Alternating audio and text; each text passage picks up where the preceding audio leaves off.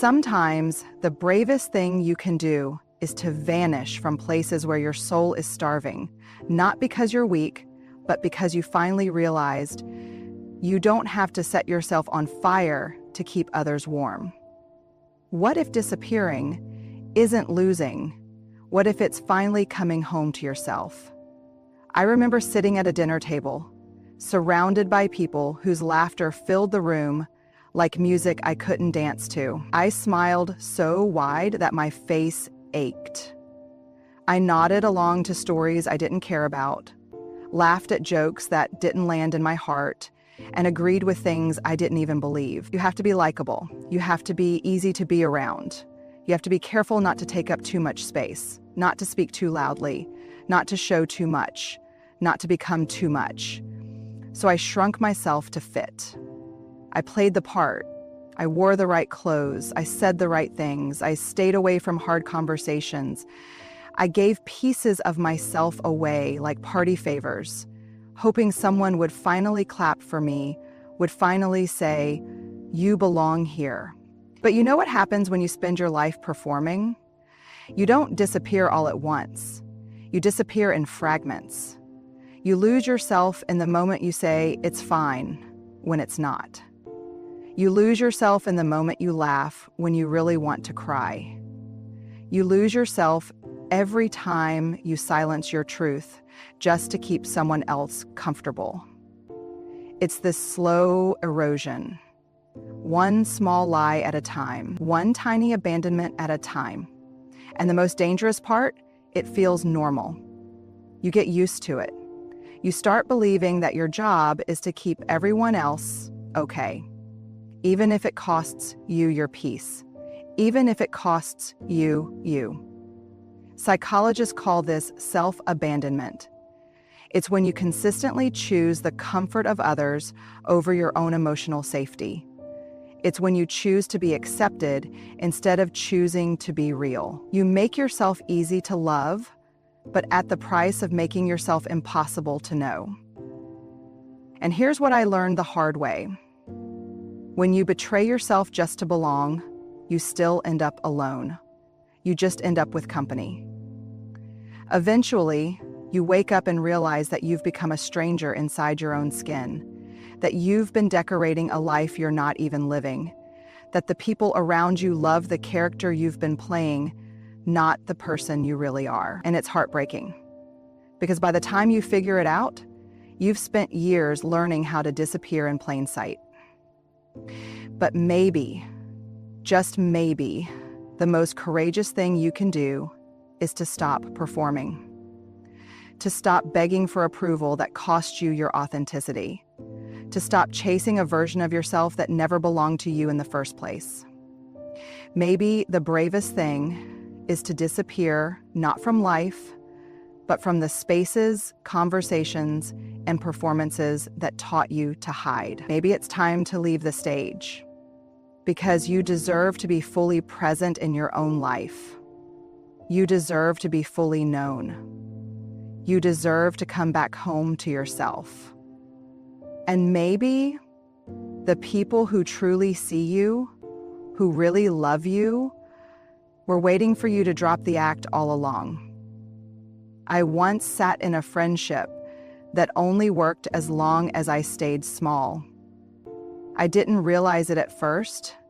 It crept in quietly. It was the way I hesitated before I spoke, the way I watered down my opinions, the way I avoided saying what I really felt just to keep the peace. I became fluent in silence, not because I didn't have words, but because I learned over time that my words didn't feel welcome. There were moments I wanted to say, "This hurts me," but I swallowed it. Moments I wanted to say, "I need more from you," but I buried it. Moments I wanted to say, "I deserve to take up space," but I convinced myself that silence was safer, and I carried that silence like a survival kit. Because sometimes silence feels like the only thing you can control. Some people don't love you, they love your silence. They love your silence because your silence makes their life easier. They love the version of you that doesn't challenge them, doesn't ask for more, doesn't disturb the comfort they've built around themselves. And for a long time, I thought I was being kind. I thought I was being patient. I thought I was being strong by staying quiet. But you know what I was actually doing? I was abandoning myself. There's a brutal kind of loneliness in being surrounded by people who like the quiet version of you, but wouldn't know what to do with the real one. It's a loneliness that sits in your chest even when the room is full. It's the loneliness of being unseen. From a trauma perspective, we know that silence is often a learned survival response. When you grow up in spaces where your feelings are dismissed, or your needs are met with punishment or withdrawal, you learn quickly that silence is safer than speaking. But here's what no one tells you. Silence might keep you safe, but it will also starve you. It will starve your relationship. It will starve your self-worth. It will starve your sense of aliveness. Sometimes disappearing isn't about running away from people. It's about walking away from the places where your voice is not safe. It's about creating distance from the tables where your silence is a requirement for your seat. There comes a point when you realize that silence is no longer serving you. It's suffocating you. And you begin to understand that the cost of silence is too high. You can't afford to keep shrinking just to stay close to people who can only hold you when you're invisible. Walking away from those spaces isn't cruelty. It isn't bitterness. It isn't punishment. It's self-rescue. And if that means some people are uncomfortable with your absence, let them be. If that means some people will call you distant or difficult or selfish, let them. Because the people who love you for your silence are not the people who will celebrate your voice. The most radical thing you can do for your healing is to step back from spaces that feed on your silence. You are not here to be an echo. You are not here to be background noise in someone else's story. You are here to speak, to feel, to stand in the fullness of who you are without apology. And when you disappear from the conversations where your voice was never welcome, you don't lose connection. You finally begin to find it. I remember sitting in a relationship where I kept whispering to myself, maybe if I just give it one more chance, maybe if I hold on a little longer, maybe if I try just a little bit harder, things will finally change. It's almost terrifying how long we can convince ourselves to stay, how long we can live in the space between hope and reality, how long we can cling to the version of someone we wish they were, instead of seeing the version that's actually standing in front of us. We don't talk about this enough. How staying can become its own form of self-betrayal. How endurance can be a quiet kind of death. We get so tangled up in what we've invested, the years, the memories, the emotional labor, that we forget to ask the simplest question: is this still good for me? We glorify staying. We call it loyalty. We call it love. We call it commitment. But sometimes what we're actually doing is hanging on to a fantasy because facing the truth would break us. Sometimes we don't want to leave because leaving would mean we'd have to grieve the future we had planned. The wedding, the house, the growing old together, the story we were so sure was meant to be ours. It's a grief we don't always know how to hold. We say to ourselves, but we've been through so much. I've already poured so much of myself into this. It has to work. It has to get better. But here's the brutal, tender truth. The amount of time you've spent somewhere does not obligate you to stay. Time invested is not a life sentence. In psychology, there's something called sunk cost fallacy. It's this cognitive trap where we continue a relationship, a job, a friendship, not because it's working, but because we've already spent so much time or energy that walking away feels like failure. We don't want to waste what we've poured in. So we keep pouring, even if the cup has holes, even if nothing stays. The problem is, the longer we stay out of guilt, the more we lose ourselves in the process. We think leaving is cruel. We think staying is love. But sometimes, staying is the real betrayal. Because you betray the little voice inside you that's been whispering, "This is not enough for you." You betray your own needs.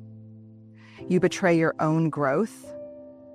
You betray your own potential for real joy, for honest connection, for peace. And here's the hardest thing to swallow.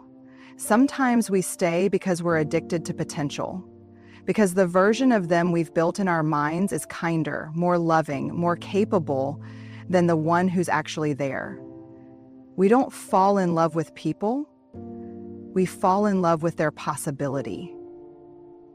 And that is what despair does. But living in potential will drain you. Because potential doesn't hug you when you're crying. Potential doesn't show up for the hard conversations. Potential doesn't choose you, not really. Sometimes the bravest thing you can do is to let go of what you wanted it to be and tell yourself the truth about what it actually is. Leaving isn't giving up. Leaving isn't weakness.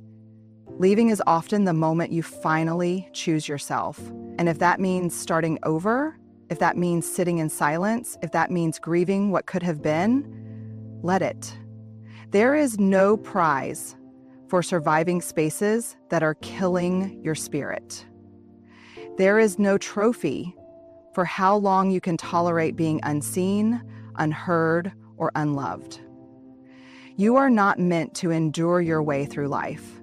You are meant to live, to feel joy, to be loved in ways that don't require you to shrink.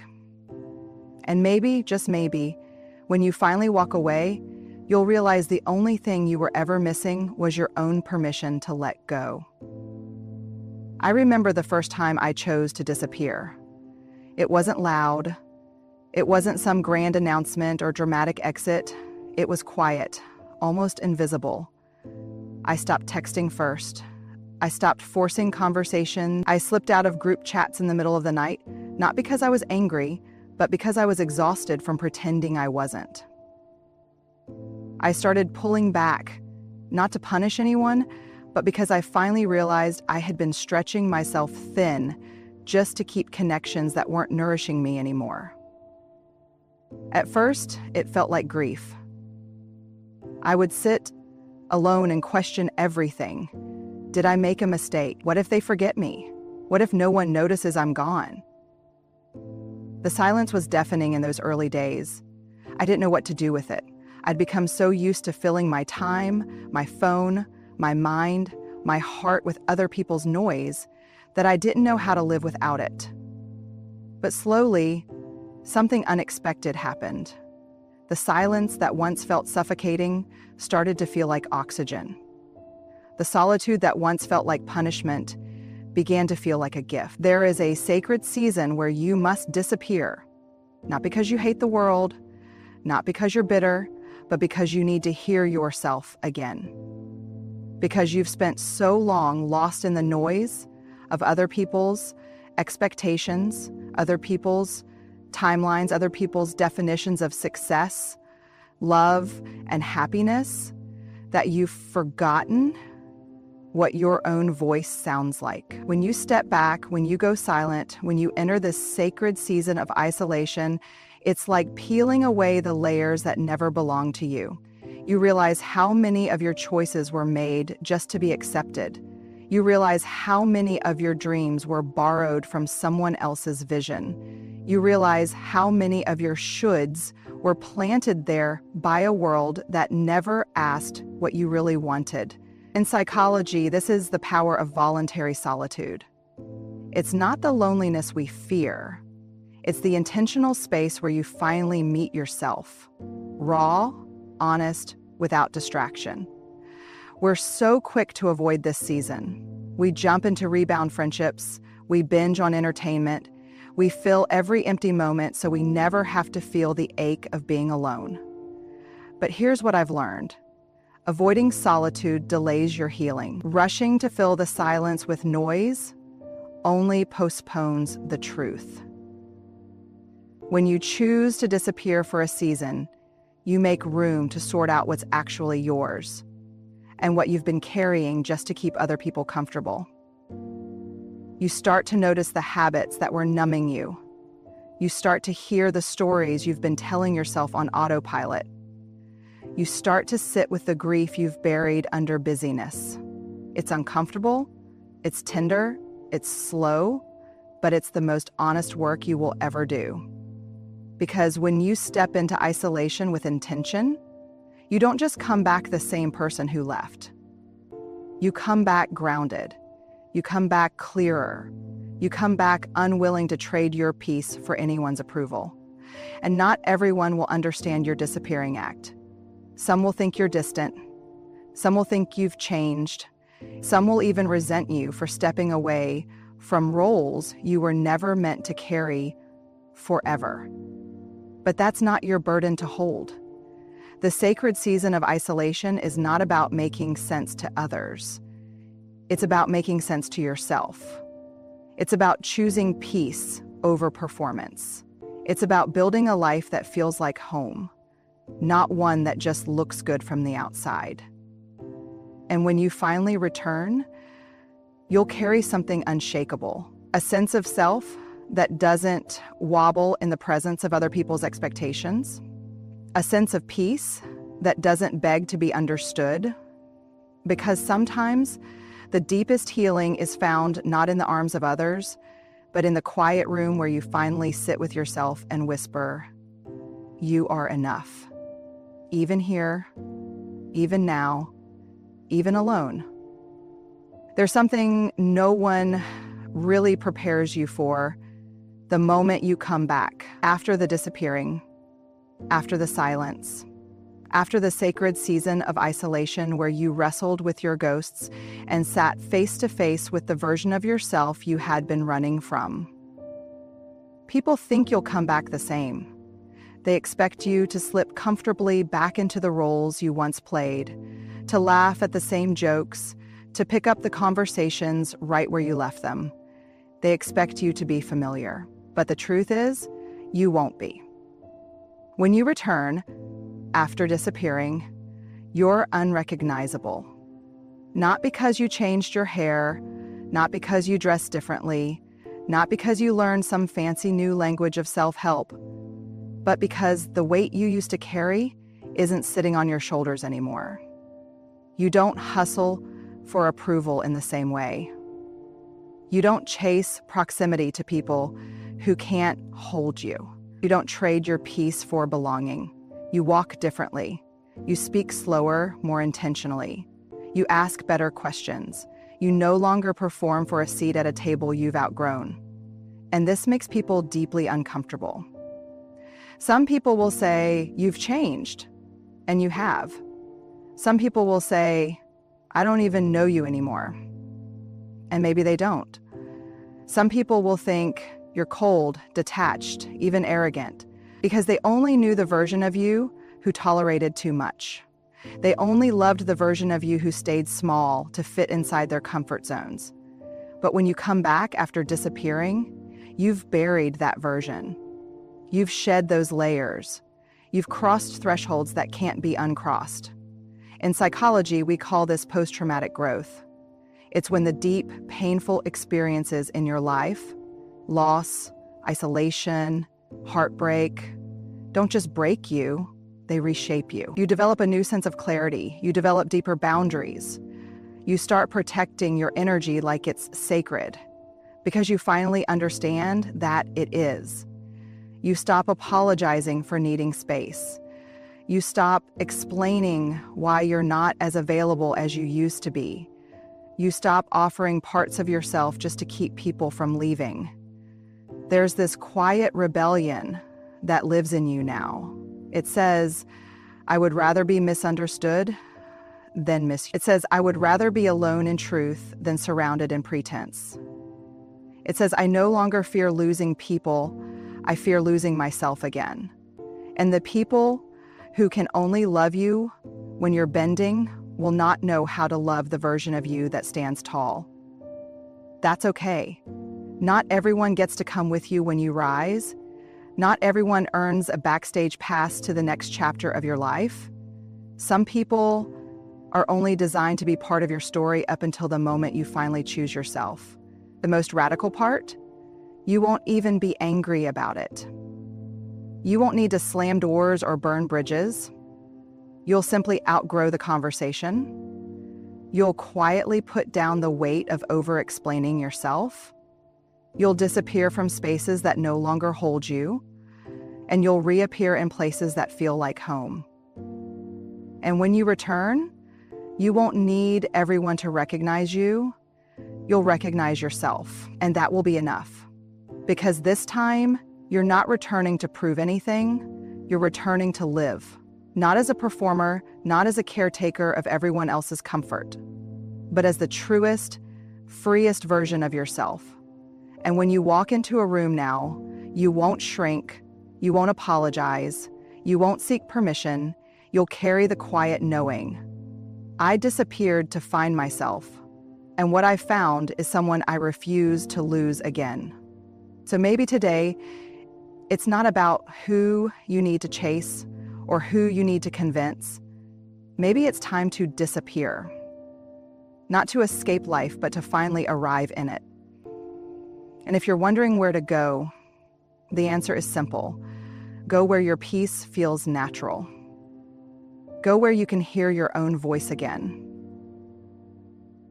Go where you don't have to beg to be seen. Because the right people